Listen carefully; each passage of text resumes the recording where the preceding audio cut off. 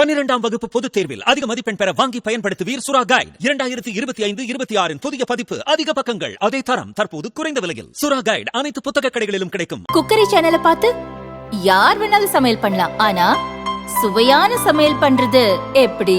நான் இதயம் நல்லெண்ணெயில சமையல் பண்றேன். ஆஹா ஓஹோன்னு பாராட்டுறாங்க.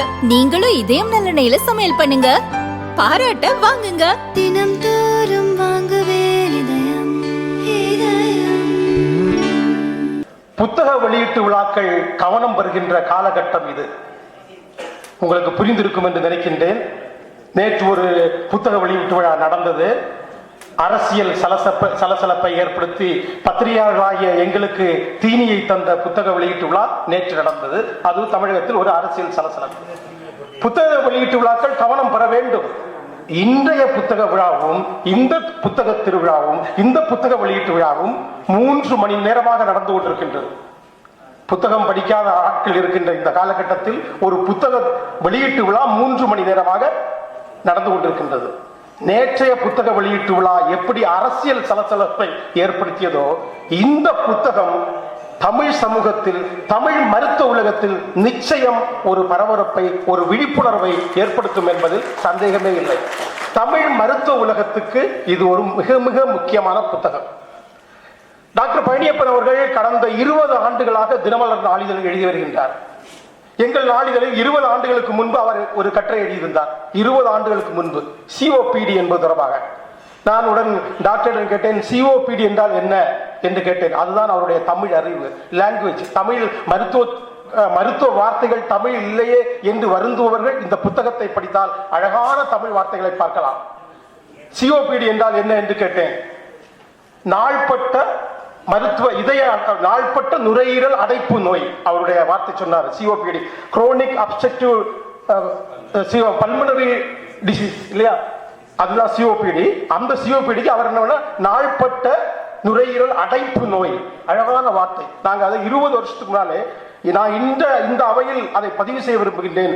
தென் தமிழகத்தில் இருக்கின்ற தினமலர் வாசகர்களுக்கு அல்லது தமிழகம் முழுவதும் இருக்கின்ற தினமலர் வாசகர்களுக்கு நுரையீரல் தொடர்பான விழிப்புணர்வு செய்திகள் வந்ததென்றால் அதற்கு டாக்டர் பழனியப்பன் அவர்கள் தான் காரணம்.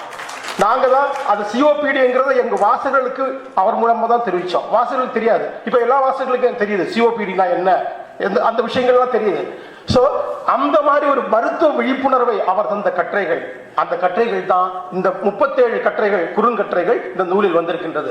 நம்முடைய அப்போலோ சிஓஓ சொன்னது மாதிரி அதில் 500 கேள்விகள் அரௌண்ட், நான் அதை கவுண்ட் பண்ணி பார்த்துட்டோம். நாங்கள் அதை எடிட் பண்ணி அந்த பேஜில் சேர்க்கும் போதே பார்த்தோம். அவர் சொன்ன மாதிரி 500 நியர் டு 444 444 கேள்விகள் இருக்கு. 444 கேள்விகளோடு ஒரு மருத்துவ நூல் இதுவரையிலும் வந்ததில்லை என்பதுதான் மிக முக்கியமானது. அதுவும் நுரையீரல் தொடர்பாக.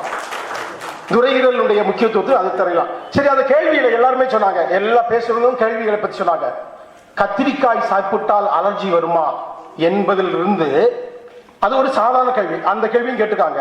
அதுல இருந்து நிறைய கேள்விகள் அந்த வாசகர்கள் நோயாளிகள் அவரை பார்க்கும் போது கேட்கின்ற கேள்விகள் தான். அதுல இருந்து ILD நோய் எனக்கு இருக்கிறது என்று சொல்கிறார்களே, அது என்ன ILD அப்படின்னு ஒரு புது வார்த்தை. இந்த புது வார்த்தை நம்ம மாதிரி ஆட்களுக்கான புது வார்த்தைகள். மெடிக்கல் டெக்னாலஜி எதுவுமே அவர் இங்க பயன்படுத்தல, பயன்படுத்தி இருக்காரு. எல்லாத்துக்கும் தமிழ், அழகான தமிழ். அந்த ILDக்கு சொல்லியிருக்காரு நுரையீரல் தழும்பு நோய். நுரையீரல் தழும்பு நோய். தழும்பு உடலில் இருக்கிறது என்று தெரியும், தோலில் இருக்கிறது தெரியும். நுரையீரலில் தழும்பு இருக்கிறது, அதுதான் ILD அப்படின்னு அழகான தமிழ் வார்த்தை. இதெல்லாம் நாங்க எதுவுமே அவர் டிரான்ஸ்லேட் பண்ணல, அவர் கொடுத்த வார்த்தைகள் தான்.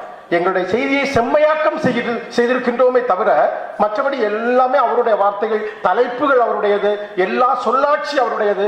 சுவாச காற்று என்றார். அந்த கட்டுரையை எல்லாம் வெளியிட்டது இன்னும் எங்களுக்கு நினைவு இருக்கின்றது. அந்த கட்டுரை ஒரு 15 ஆண்டுகளுக்கு முன்பு இருக்கும் என்று நினைக்கின்றேன்.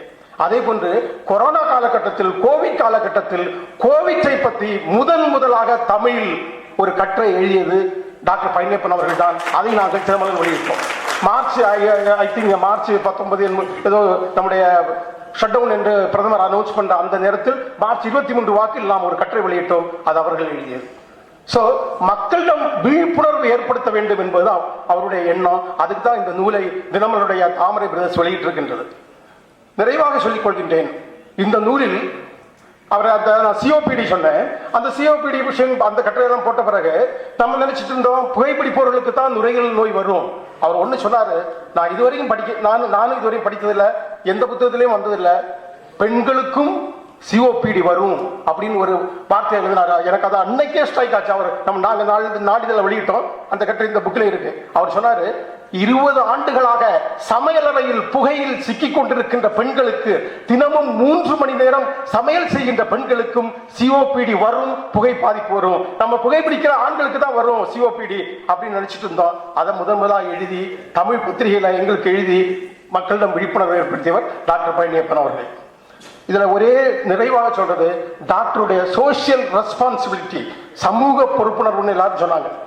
இந்த புத்தகத்தின் 350 பக்கங்களை நீங்கள் படித்து முடித்தால் அதில் 100 இடங்களிலாவது, நான் அந்த புக்கம் 3 தடவை படிச்சுட்டேன், ஒரு தடவை பேசுறதுக்காக, அதுக்கு முன்னாலே நாங்கள் செம்மையாக்கத்துக்காக படித்தோம், அதுக்கு முன்னால ப்ரூஃப் பார்த்தோம். சோ ஒரு 100 இடங்களிலாவது அவர் சொல்லியிருக்கிறாரு, புகை பிடிப்பதால் ஏற்படுகின்ற ஆபத்து, சிகரெட் பிடிப்பதால் ஏற்படுகின்ற ஆபத்து. இந்த புத்தகத்தை ஒரே மூச்சில் ஒருவர் படித்து முடித்தார் என்றால், ஒரு உட்கார்ந்து ஃபுல்லா 37 குறுங்கட்டுரைகள், 444 கேள்விகள் படித்து முடித்தார் என்றால், புகைப்பிடிப்பவர் ஒருவர் இருந்தார் என்றால் நிச்சயமாக அவர் அந்த புகைப்பிடிக்கின்ற பழக்கத்தை கைவிடுவார் என்று என்னால் உறுதியாக சொல்ல முடியும். அதனால நம்ம எம்பி சார் சொன்ன மாதிரி, எம்பி சார் அறிவித்தது போன்று இது மாணவர்களுக்கு, நூலகங்களுக்கு தான் சென்று சேர வேண்டியது.